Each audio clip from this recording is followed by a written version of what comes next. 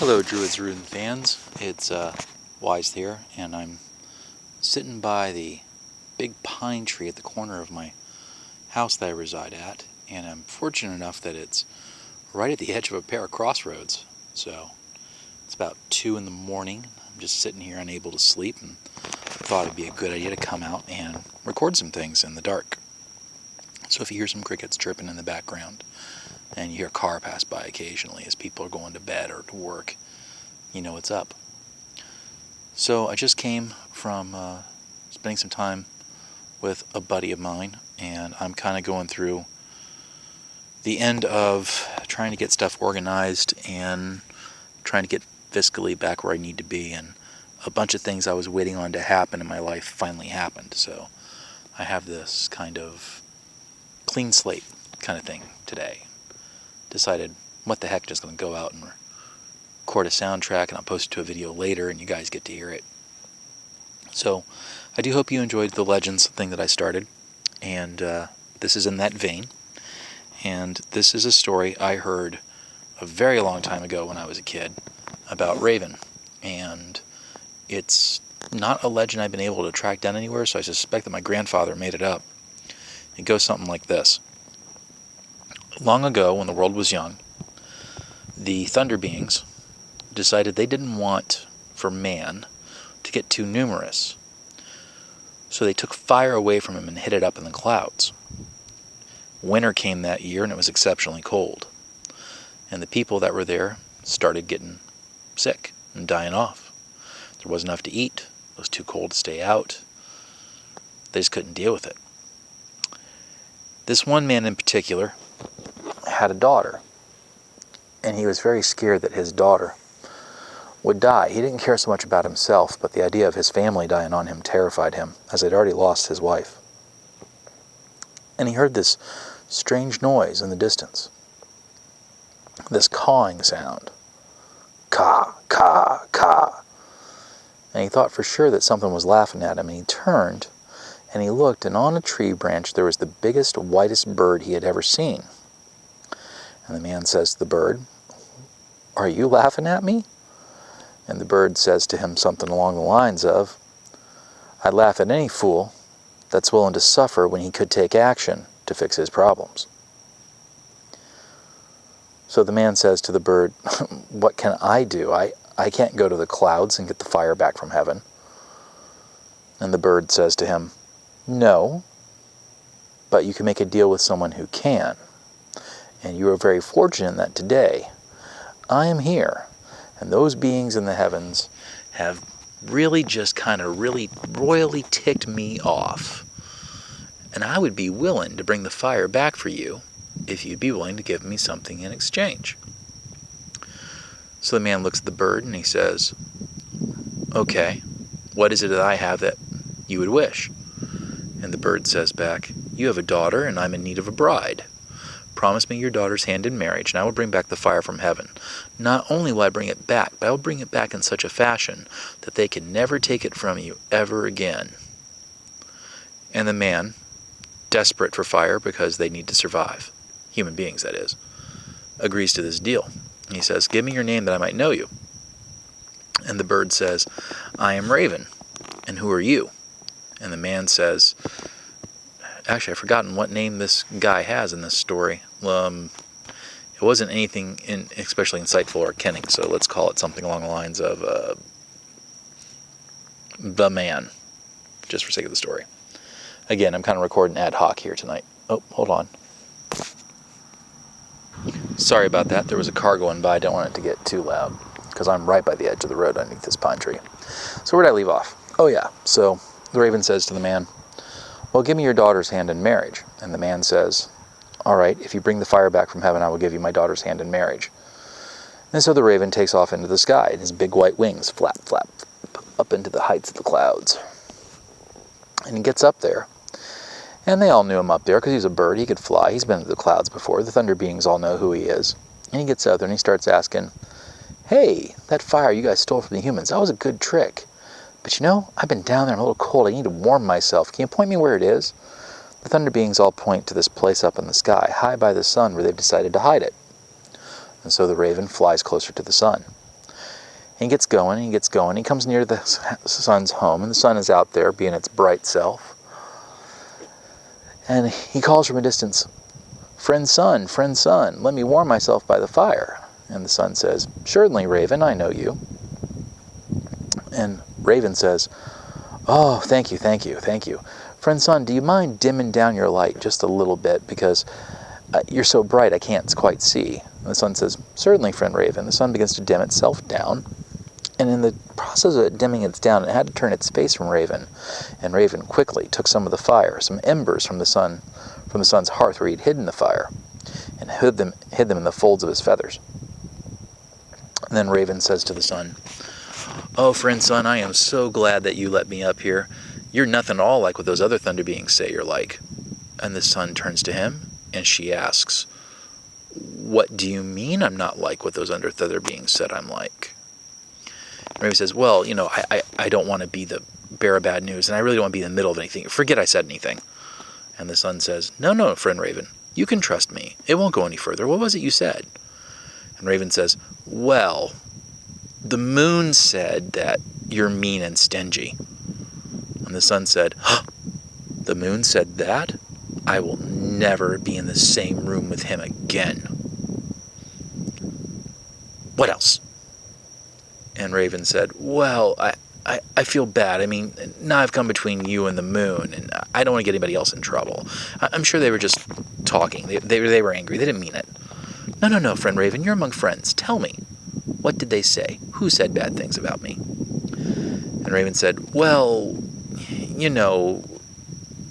the storm clouds, they think that, you're a little full of yourself."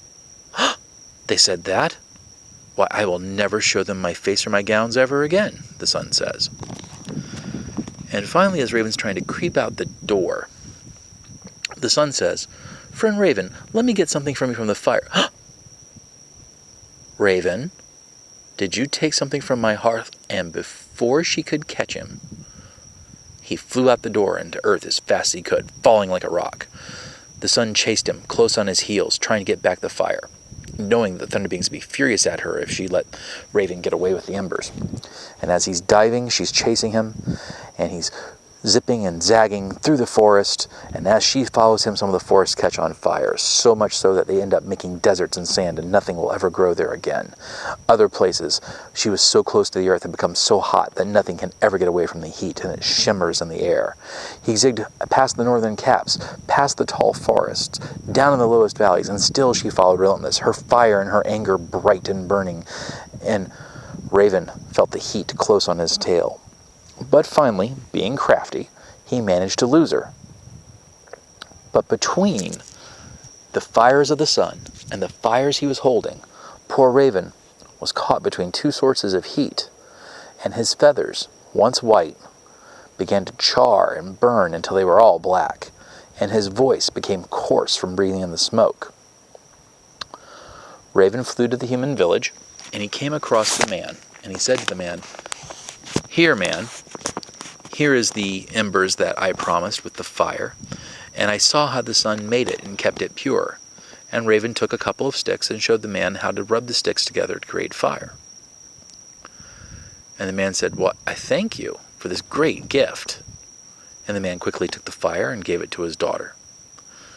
The Raven said to the man, "Now, you promised me a bride." And the man with a smile said to Raven, "I promised a white bird a bride. You're not that same bird, you're black." The Raven said to him, "But I am Raven." And the man said, "I have no proof you are Raven. I only know Raven as I saw him, and you are not like I saw Raven. Therefore you cannot be Raven.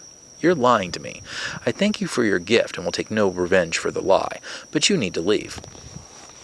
Raven was stunned. The man had cheated him, and the man knew that he had cheated him. So Raven said to the man, "Very well. Well, if you won't give me the thing that I asked for, instead I will take from you whenever I can, however I can, from your fields, from your animals, from your homes, and anything bright and shiny you happen to leave upon the ground I will take." And it has been this way ever since. Now, as I said, I remember hearing this story a long, long time ago, and it doesn't match any native legend I can track down. And I've told it pretty much the way I remember it. There were some other things in it too where I remember saying that because of the way the thunder beings are mad at the sun, that's why she's never out when it's raining. That's why she's never out when the moon is out. And there's something else, but I don't remember it. It's been a long time. I'm recalling a story I heard back when I was like 7 or 8 or 9 or so. But it's a very interesting story. And I like it because, one, it's got a couple interesting themes. One of it is Raven, quote, having no pity for the man who would be content to suffer when he could take action. And that's kind of an admonition or a maxim. I don't know, it's late, can't make up my mind. That's kind of a jibe at us who will complain about work, complain about everything, but not take any action to fix it. Hold on, got a car coming. Sorry, that was a truck with some loud muffler issues. So, as I was saying, the story is kind of a jibe at us who will complain about all the things that's wrong in our life, but we won't take any action to fix it. And that's part of the reason why I like telling this story, is that it puts to mind that even if we can't solve the problem, there's probably people we go to who we can, but it's simply our pride or our inability to see them that keeps us from it. I like the fact that Raven tricks the sun while he's stealing the fire, and he tricks the thunder beings while he's finding out where the fire is, with the simplest of tactics. The first tactic is simply one of, oh, please take pity on me, I'm your friend. And the second tactic is the idea of getting between the person who has what you need and the people that were supporting them. And again, this is a very common thing you see in trickster tales.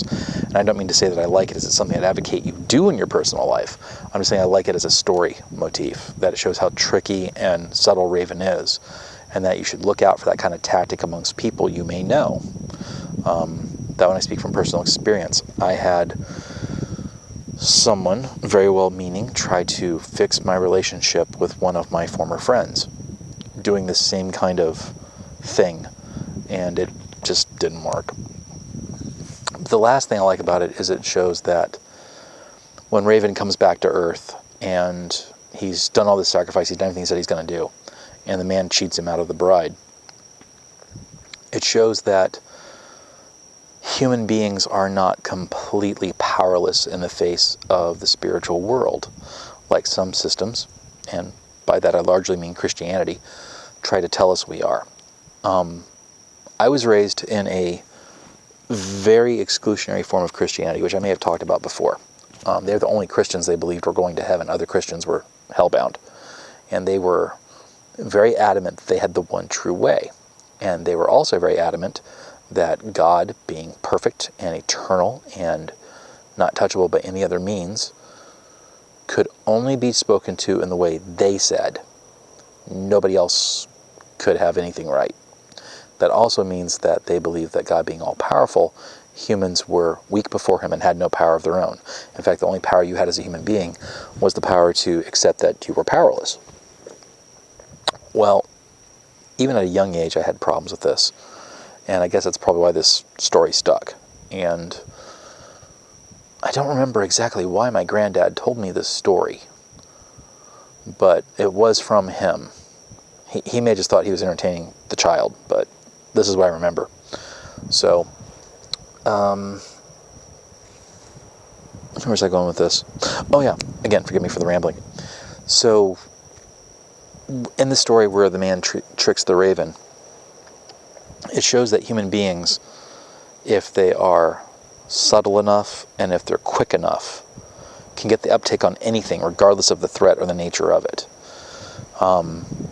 Most stories like this from the Western world, you think of the typical Faustian deal, where it looks like Faust's on top and at the end the demon drags him to hell. They have that bad ending, and it still reinforces that whole idea of humans are helpless, humans are helpless. Well, this story doesn't have that. Now, I'm not sure if this story originated with the Native American tribe. I think parts of it did. And again, I wish my grandfather was still living so I could ask him where he got it.